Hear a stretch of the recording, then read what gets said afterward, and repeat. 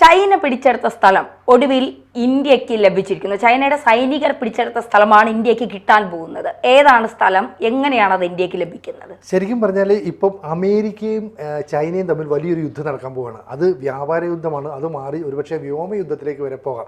അങ്ങനെ ഇരിക്കുമ്പോഴാണ് ചൈനയ്ക്ക് ഒരു തിരിച്ചറിവുണ്ടാകുന്നത് ഇന്ത്യയുമായിട്ട് കുറച്ച് നല്ല സൗഹൃദം വേണം. കാരണം അമേരിക്കയുടെ ഏറ്റവും വലിയൊരു സൗഹൃദ രാജ്യമായിട്ട് പങ്കാളിയായിട്ടൊക്കെ ഇന്ത്യ മാറാൻ പോകുന്നു. ചൈനയെ പോലെ ജനസംഖ്യയുണ്ട്, അല്ലെങ്കിൽ ഇൻവെസ്റ്റ്മെൻറ്റുള്ള സാഹചര്യങ്ങൾ കൊണ്ട് ഒരു മികച്ച രാജ്യമായിട്ട് ഇന്ത്യ വളരാൻ പോകുന്നു. അപ്പോൾ ഇന്ത്യയുമായിട്ട് കുറച്ച് ബന്ധങ്ങളൊക്കെ മെച്ചപ്പെടുത്തണമെന്ന് ചൈന ആഗ്രഹിക്കുന്നു. അതിൻ്റെ ഫലമായിട്ട് ഈ ചൈന കുറച്ച് കാര്യങ്ങൾ പഴയ കാലത്തേക്ക് മാറി ചിന്തിച്ചു. അപ്പോഴാണ് മനസ്സിലായത് ശരിക്കും പറഞ്ഞാൽ അക്സായി ചിൻ എന്ന് പറയുന്ന ഒരു പ്രദേശമുണ്ട്, ഇന്ത്യൻ പ്രദേശമാണ്. ഈ പ്രദേശം പണ്ട് ചൈന പിടിച്ചെടുത്തു. അതായത് 19-ാം നൂറ്റാണ്ടിൻ്റെ മധ്യം വരെ, അതിനു മുമ്പ് വരെ ഈ അക്സായി ചിൻ എന്ന് പറയുന്നത് ഈ ചൈനയുടെ ഭൂപടത്തിലൊന്നും ഇല്ല. അതിനുശേഷം പിന്നീട് ഇന്ത്യയുമായിട്ട് ചില നുഴഞ്ഞുകയറ്റങ്ങളൊക്കെ ചൈന നടത്തുകയും അക്സായി ചിന്നിലേക്ക് നുഴഞ്ഞു കയറുകയും ചെയ്തു. 1962 ഇന്ത്യയും ചൈനയും തമ്മിലൊരു യുദ്ധമുണ്ടായി. ഈ യുദ്ധത്തിൽ സൈനിക നടപടിയിലൂടെ ഈ പ്രദേശം പൂർണ്ണമായിട്ടും ചൈന പിടിച്ചെടുത്തു. അങ്ങനെയാണ് ഇന്ത്യയും ചൈനയും തമ്മിലുള്ള ഒരു ടേംസ് അങ്ങ് നഷ്ടമാകുന്നത്. മാത്രമല്ല ഈ പ്രദേശം എന്ന് പറയുന്നത് ജനവാസം കുറഞ്ഞ ഒരു പ്രദേശമാണ്. ഏതാണ്ട് ഒരു പീഠഭൂമി, മരുഭൂമി എന്നൊക്കെ പറയുന്ന പോലുള്ള ഒരു പ്രദേശമാണ്. അവിടെ ഈ പറയുന്ന ജലസേചനത്തിൻ്റെ സൗകര്യങ്ങളൊക്കെ ഉണ്ട്, പക്ഷേ മഴയോ മഞ്ഞോ ഒന്നുമില്ല.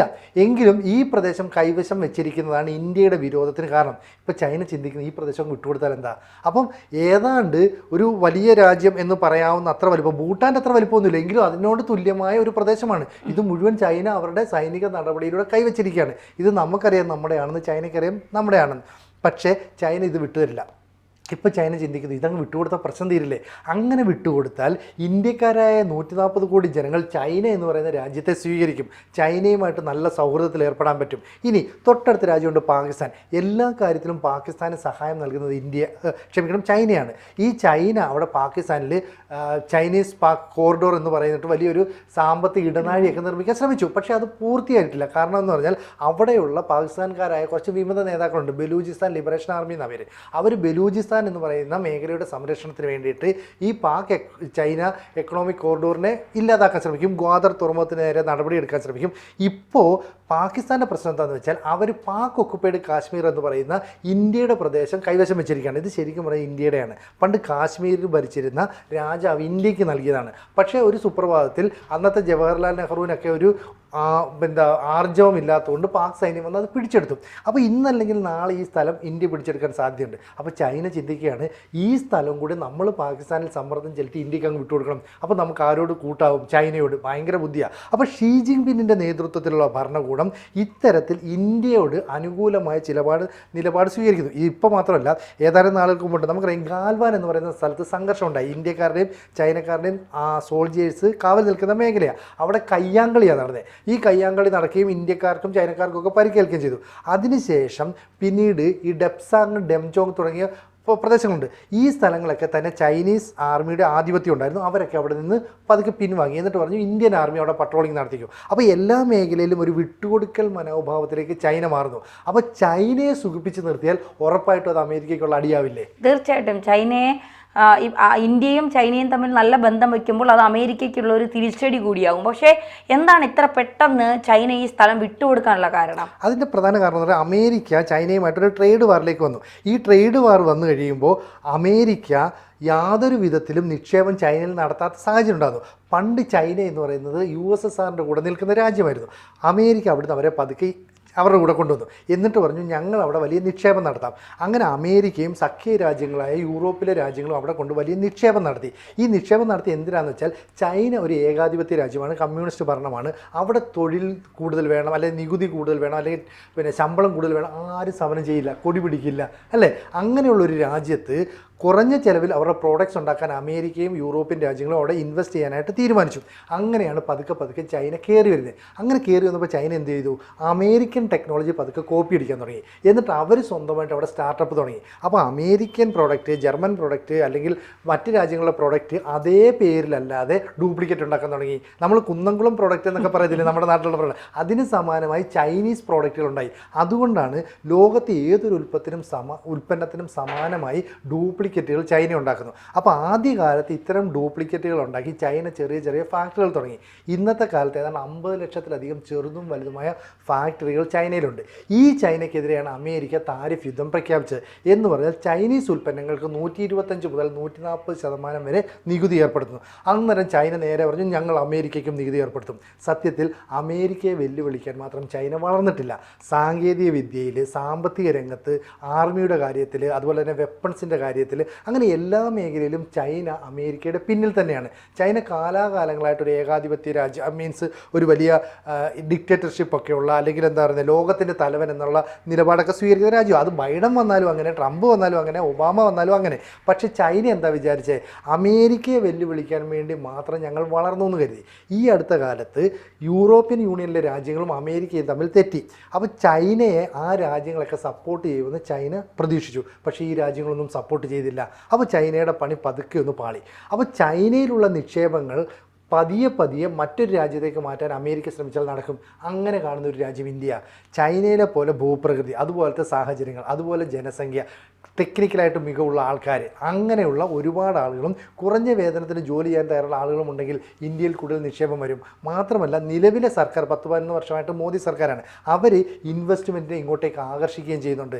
അതുകൊണ്ട് തന്നെ ചൈനയ്ക്ക് ബദലായിട്ട് ഇന്ത്യയാണ് വളർത്തിക്കൊണ്ടുവരാൻ ട്രംപ് ഉദ്ദേശിക്കുന്നത്. ഇത് കൃത്യമായിട്ട് ഷീ ജിൻപിങ്ങിന് മനസ്സിലായി. അതുകൊണ്ടാണ് അക്സായി ചിൻ എന്ന് പറയുന്ന ഇന്ത്യയിൽ നിന്ന് പിടിച്ചെടുത്ത പ്രദേശം വേണമെങ്കിൽ വിട്ടുകൊടുക്കാം, അതുപോലെ തന്നെ ഞങ്ങൾ അതിർത്തിയിൽ ഇനി പ്രശ്നം ഉണ്ടാക്കില്ല. ഇനി ഇന്ത്യയിൽ അരുണാചൽ പ്രദേശ് എന്ന് പറയുന്ന സംസ്ഥാനമുണ്ട്. ഈ സംസ്ഥാനത്തിന് മേലെ എപ്പോഴും ഒരു ക്ലെയിം ഉന്നയിക്കുന്നുണ്ട് ഈ ചൈന. അവരുടെ വേണം, അവരുടെ സംസ്ഥാനമാണെന്നൊക്കെ പറഞ്ഞ്. ഇത് ഞങ്ങൾ ചോദിക്കില്ല.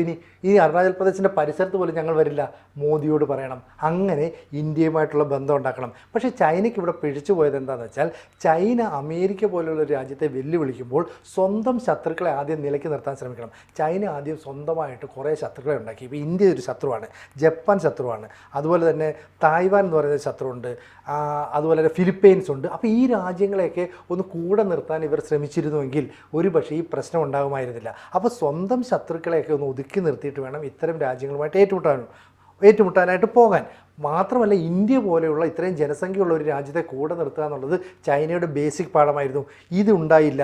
മാത്രമല്ല അമേരിക്ക ഉൾപ്പെടെയുള്ള രാജ്യങ്ങൾ ഇന്ത്യയിലേക്ക് ഇൻവെസ്റ്റ്മെൻറ്റിന് വരുന്നു എന്നുള്ളത് ചൈന തിരിച്ചറിയുകയും ചെയ്യുന്നു. അതുകൊണ്ടാണ് എങ്ങനെയെങ്കിലും പാകിസ്ഥാനും ചൈനയും കൂടെ ഇന്ത്യയിൽ നിന്ന് പിടിച്ചെടുത്ത പ്രദേശം മുഴുവൻ തിരിച്ച് അവിടെ കൊടുക്കാം. ഇത് ഇന്ത്യ ആവശ്യപ്പെടുന്നില്ല. ഇന്ത്യ ലോകരാജ്യങ്ങളുടെ മുമ്പിൽ പറഞ്ഞിട്ടില്ല. ഇന്ത്യ ഇത് സംബന്ധിച്ച് ഒരു പ്രഷർ ചെലുത്തുന്നില്ല. അപ്പോൾ സ്വമേധയാ ചൈന കൊടുക്കുകയാണ്. അപ്പോൾ ചൈനയ്ക്ക് നാണക്കേടില്ല. അപ്പോൾ ഞങ്ങളിങ്ങനെ ഒരു ഗിഫ്റ്റ് ഇന്ത്യക്ക് കൊടുത്താൽ ഇന്ത്യൻ ജനങ്ങൾ ഞങ്ങളെ ഇഷ്ടപ്പെടും. അപ്പോൾ റഷ്യയോട് എല്ലാ കാലത്തും ഇന്ത്യക്ക് വലിയൊരു മമതയാണ്. പതിറ്റാണ്ടുകളായി നമ്മൾ ആയുധം വാങ്ങുന്നുണ്ട്. അപ്പോൾ റഷ്യയെ എങ്ങനെ ഇന്ത്യക്കാർ കാണുന്നോ അതുപോലെ തന്നെ ചൈനയും കാണും. ഇവിടെ എന്താ പ്രശ്നം അറിയോ? ഈ കോംപ്രമൈസ് ചർച്ച വന്നു കഴിഞ്ഞാൽ ഏഷ്യയിലെ വൻ രാജ്യങ്ങളാണ് ഇന്ത്യയും ചൈനയും, ഒപ്പം പാകിസ്ഥാനും വരും. 3 ആണവ രാജ്യങ്ങളാണ്. ഇവർ ഒന്നിച്ചു നിൽക്കുകയും റഷ്യ ഇവരോട് കൂടെ നിൽക്കുകയും ചെയ്യും. കാരണം ഇന്ത്യയുമായിട്ടും ചൈനയുമായിട്ടും റഷ്യയ്ക്ക് നല്ല ബന്ധം, ഒപ്പം ഇറാനുമായിട്ട് ഇന്ത്യക്ക് നല്ല ബന്ധമുണ്ട്, ഒപ്പം തന്നെ റഷ്യയ്ക്കുണ്ട്. അപ്പോൾ ഇറാൻ ഈ കൂടെ വരും. ഇനി ഇപ്പുറത്തേക്ക് മാറിയാൽ സൗദി ഉൾപ്പെടെയുള്ള UAE ഉൾപ്പെടെയുള്ള രാജ്യങ്ങളുമായിട്ട് നല്ല ബന്ധം. അപ്പോൾ അമേരിക്കയ്ക്കെതിരായി ഇപ്പുറത്ത് ഒരു ചേരി രൂപപ്പെട്ടു വരും. ഈ ചേരി രൂപപ്പെട്ടു വരാനായിട്ട് ഒന്ന് കാത്തിരുന്നാൽ മതിയായിരുന്നു. ഒരു 10-15 വർഷം കൊണ്ട് ചൈനയ്ക്ക് വൻ തിരിച്ചടി, അമേരിക്കയ്ക്ക് വൻ തിരിച്ചടി ചൈനയ്ക്ക് നൽകാമായിരുന്നു. പക്ഷേ ചൈന കുറച്ച് ആക്രാന്തം കാണിച്ചു, കുറച്ച് ആർത്തി കൂടുതൽ കാണിച്ചു. പെട്ടെന്ന് അമേരിക്ക അടിക്കാമെന്ന് വിചാരിച്ചു. യൂറോപ്യൻ രാജ്യങ്ങളെല്ലാം തിരിഞ്ഞു. ഇന്ത്യയുടെ സഹായം കിട്ടുന്നില്ല. റഷ്യ വലിയ പിന്തുണ നൽകുമെന്ന് പറയുന്നില്ല. അങ്ങനെ മൊത്തത്തിൽ ഒരു അഴകുഴഞ്ചൻ സ്വഭാവത്തിലേക്ക് പോകുന്നു. അങ്ങനെ ഉണ്ടായാൽ ചൈന ഉണ്ടാക്കിയ പ്രോഡക്റ്റുകൾ മുഴുവൻ ഇനി ഓരോ രാജ്യത്തും കെട്ടിക്കിടക്കും. ഇത് അമേരിക്കയിലേക്ക് കയറ്റി അയക്കാൻ പറ്റില്ല. തൈവാൻ വഴിയോ മറ്റോ വേറൊരു പേരിൽ ഈ ഉൽപ്പന്നങ്ങൾ കയറ്റി അയക്കാൻ ശ്രമിച്ചു. ഫിലിപ്പൈൻസ് വഴി അങ്ങനെ കയറ്റി അയക്കാൻ ശ്രമിച്ചു. ഇതെല്ലാം തന്നെ പരാജയപ്പെടുന്നു. മാത്രമല്ല ജപ്പാനെ കൂടെ നിർത്താനുള്ള ശ്രമങ്ങളും ഏതാണ്ട് പരാജയപ്പെടുന്നു. അതുകൊണ്ട് തന്നെ ഇനി ഇന്ത്യയുമായിട്ട് നല്ല ബന്ധം സ്ഥാപിച്ചില്ലെങ്കിൽ അമേരിക്ക ഇന്ത്യയെ ഉപയോഗിച്ച് ചൈനയെ തകർക്കും. അപ്പോൾ നമുക്ക് ഈ അക്സായി ചിൻ എന്ന് പറയുന്ന പ്രദേശം, അതുപോലെ പാകിസ്ഥാൻ പിടിച്ചെടുത്ത നമ്മുടെ കാശ്മീരിലെ കുറച്ച് പ്രദേശമുണ്ടല്ലോ, ഈ പ്രദേശങ്ങളൊക്കെ തിരിച്ചു തന്ന് ചൈനയുമായി ഒരു കോംപ്രമൈസിലായാൽ ഇന്ത്യക്ക് പക്ഷേ വളരാൻ പറ്റില്ല. അപ്പോൾ ഇന്ത്യയും ചൈനയും കൂട്ടുകെട്ടായില്ലേ? അങ്ങനെ ഉണ്ടാകരുതെന്നും അമേരിക്കയുടെ സഹായത്തോടെ ഇന്ത്യ വളരണമെന്നും നമ്മൾ ആഗ്രഹിക്കുന്നു. അപ്പോൾ ടെക്നോളജിയിൽ, ആയുധ വ്യാപാര രംഗത്ത്, സാമ്പത്തിക രംഗത്ത് ഒക്കെ തന്നെ നയതന്ത്ര മേഖലയിലടക്കം നമ്മൾ വലിയ വളർച്ച കൈവരിക്കുന്നു. അപ്പോൾ എങ്ങനെയാണോ ചൈനയെ അമേരിക്ക വളർത്തിക്കൊണ്ട് വന്നത് അതുപോലെ ഇനി വളർത്തിക്കൊണ്ട് വരാൻ കഴിയുന്ന ഒരു സാഹചര്യം ഇന്ത്യയാണ്. ആ ഇന്ത്യ വളർന്നു വരാതിരിക്കാൻ ചൈനയും പരിശ്രമിക്കും. കാരണം എല്ലായ്പ്പോഴും വൻതോതിൽ ഇന്ത്യയിൽ നിക്ഷേപം നടത്താൻ അവർ ശ്രമിക്കുന്നു. കാർ നിർമ്മാണത്തിന് വേണ്ടിയിട്ട് മാത്രം $1 ബില്യൺ ഇവിടെ നിക്ഷേപിക്കാമെന്ന് പറഞ്ഞ്. പക്ഷേ നമ്മുടെ മന്ത്രിമാരായ പീയൂഷ് ഗോയലും ജയശങ്കറും ഒക്കെ പറഞ്ഞ് അവിടെ നിൽക്കി, ഞങ്ങൾ ആലോചിച്ചിട്ട് പറയാം. ചൈനയെ ഒരു കാരണവശാലും നമുക്ക് വിശ്വസിക്കാൻ പറ്റില്ല. അപ്പം ചുരുക്കം പറഞ്ഞാൽ ചൈനയും പാകിസ്ഥാനും നമ്മുടെ കാല് പിടിക്കുന്നു. തീരുമാനം പക്ഷേ ഇന്ത്യയുടേതാണ്.